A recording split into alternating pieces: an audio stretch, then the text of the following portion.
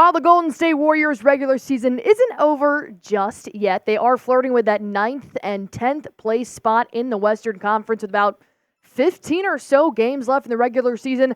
I really want to harp on some offseason moves that Mike Dunleavy has to make if the Warriors want to keep this decade-long dynasty alive after this regular season. Because personally, I think since the Warriors did not make any big moves by the NBA trade deadline, they really put a big emphasis on this summer and what the Warriors are going to have to do. Maybe bring in some more star power, maybe let go of some stars, just to be sure Steph Curry has the resources that he needs to possibly bring another ring to the Bay Area. When you're talking about some stars that could be exiting the Bay Area after this season, these are the 4 names that come to mind that are on the chopping block. Klay Thompson, for no other reason other than he's entering free agency in this offseason. Chris Paul does have a non-guaranteed $30 million weighing over his head. And personally, I just don't think Chris Paul has done as much for the Warriors as they possibly thought he was going to when they traded him last summer and sent Jordan Poole to the Wizards.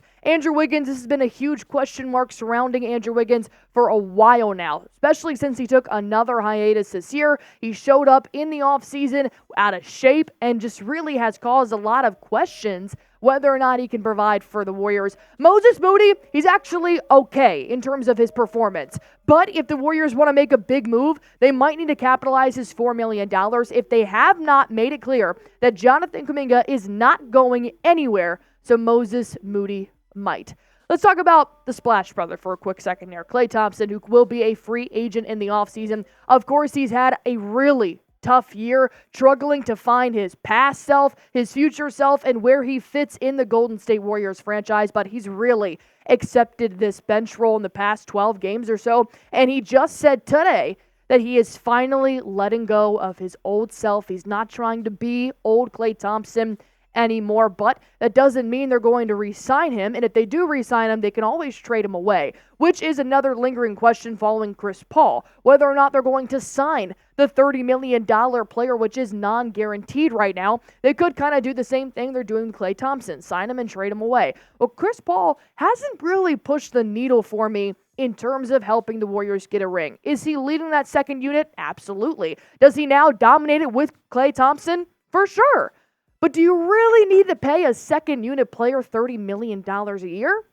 Probably not. But with multiple Golden State Warriors heading into the offseason, I want you guys to go on ahead and name who you think the safest player on the roster is heading into next season that's not named Curry. In my opinion, I'm going to go with Jonathan Kuminga or Draymond Green. Those are probably the 2 names that I could see on the Warriors roster for a long time, but that's just me. The reason why we have Warriors today is because I talk, show you some stats. You guys drop your opinions down below next. Go on ahead and tell me who you think the safest player on the roster is, not named Curry. While you guys are doing that, let me break down Andrew Wiggins here. We all know Andrew Wiggins has had a lot of issues, whether it be on the court, off the court, and really he's just been struggling while he's been playing. Last year, he was an all-star. This year, he's struggling to even make 15 points per game, which has been very frustrating to watch as a Warriors fan. So, Andrew Wiggins, I do think needs a fresh start on a team, perhaps the Eastern Conference, just far away,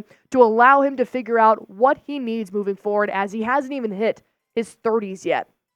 And speaking of having even hit his 30s yet, is the very, very young Moses Moody. Like I said, I love Moses Moody. I would keep him on the Warriors without a doubt if I was Dunleavy. However, I do believe that Moses Moody can provide a lot of attraction on the trade market if they're going to try to get some star power. If you're not going to give away JK, you might have to give away Moses Moody. If Dunleavy could finesse a way to keep Moody on the roster, I'm all for it. I just don't see how that's possible with the talent that he has to offer. However, with those 4 players being on the possible chopping block for the Golden State Warriors, up next, I do want to talk about some trade targets that the Warriors should be going after this offseason if they want to bring more star power to the Bay Area and they want to keep this decade-long dynasty alive. before I do that, let's go on ahead and break down our sponsor here on Warriors Today by Chat Sports, which of course is Prize Picks, the #1 daily fantasy sports app in my phone,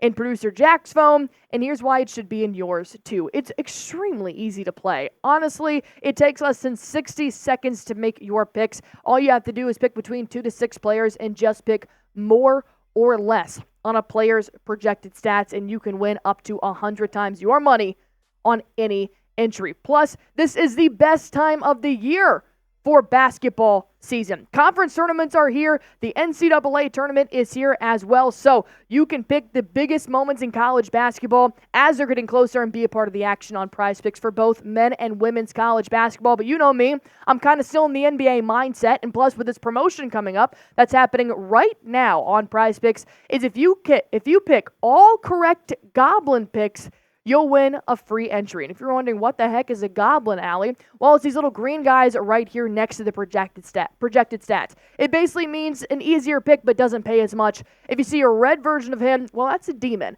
That's a harder pick, but it pays a lot more. So I have Andrew Wiggins having more than 8 points, Steph Curry to have more than 3.5 3-pointers made, and Jimmy Buckets to have just 1 3.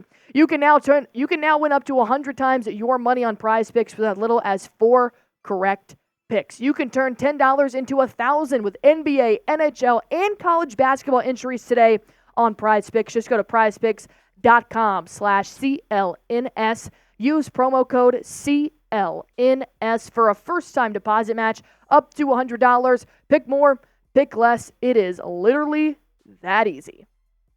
The #1 trade target I'm looking at is a true big. I know the Warriors fans have been dying for a true big man in the paint. When I think big man, I think Jarrett Allen. I think he has been doing phenomenal on the East Coast this season for the #3 team in the East, the Cleveland Cavaliers. Look at what he's done, how consistent he's been throughout the past 3 seasons. About 16 points per game, and for a little bit of context here, Draymond Green and Kevon Looney both score under 10 points right now per game for the Golden State Warriors. Nearly 11 boards. That is unreal. Not to mention nearly 1.5 blocks per game, and he's shooting 63% from the field. There are very few bigs out there that get better than Jarrett Allen, and I think he could make an immediate impact for the Golden State Warriors, and he's definitely worth a very quick trade. Why? Because Jarrett Allen only costs $20 million through the 2026 season. That is not a lot for a center that is putting up what he is putting up for the Cleveland Cavaliers. And I have read your comments. I have heard your concerns. If the Warriors do not get a big man in the Western Conference, they're going to get swallowed year and year after one another because they play teams like Nikola Jokic, because they play Paul George, and they play bigger teams in the Western Conference. So a trade for the Warriors and the Cleveland Cavaliers would look something like this. Jarrett Allen and Ricky Rubio would come to the Golden State Warriors, and you trade away Andrew Wiggins. This equals up $24 million, which is what Andrew Wiggins is making. Plus, he's on his first year of 4, and I don't see the Warriors keeping Andrew Wiggins for all 4 of those years. You bring a big man, you check it off the list, you move on, and you help the Warriors win another ring. And thank Andrew Wiggins for everything that he has done. That is my first trade idea that I proposed to you guys. But the second trade target the Warriors need to go after is LeBron James. I know it sounds absolutely insane to bring the King to the Bay Area. However, it actually almost happened. If you guys remember by the NBA trade deadline, Dunleavy actually called the Lakers and said, look, we're interested in LeBron. What's it gonna take? And they called LeBron, and he actually said, look, I'm not ready to leave LA. I've got some things I want to do here, but he does have a player option next year, which he can decline and enter into the market that could possibly lead him to the Golden State Warriors. So a trade for LeBron James would look a little crazy. Here's why. Because it would send Klay Thompson, his dad was a Laker, he's lived in California his whole life, to the Los Angeles Lakers. It would also send Moses Moody. They've struggled with D'Angelo Russell. I think they could really benefit from having Moses Moody in LA. And of course, the King,